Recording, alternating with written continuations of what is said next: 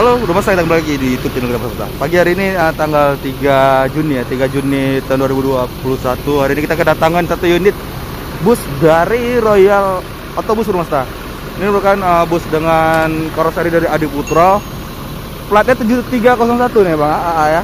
Nah, ini di belakang kita ada satu unit lagi, ini Harapan Indah nih. Yang baru tiba dengan plat 7388.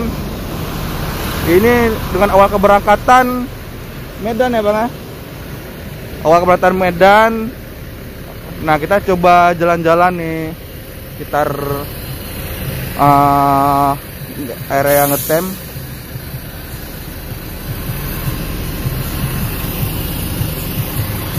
Nah, ini kan bus dari PO-nya PT Harapan Indah Transport di Rumasta, dengan sejumlah penumpangnya yang baru tiba di terminal tipe Abatoh nih Rumasta. Nah, soalnya dari tadi udah lewat juga bus, udah beberapa bus. Nah, kita cuma dapat momen 2 unit nih. Nah, di belakang lagi ada satu unit lagi nih Rumasta, yaitu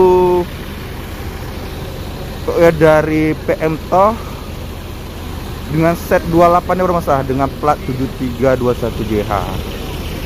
Ini Bang dari mana nih Bang? Ini awal keberangkatannya Medan.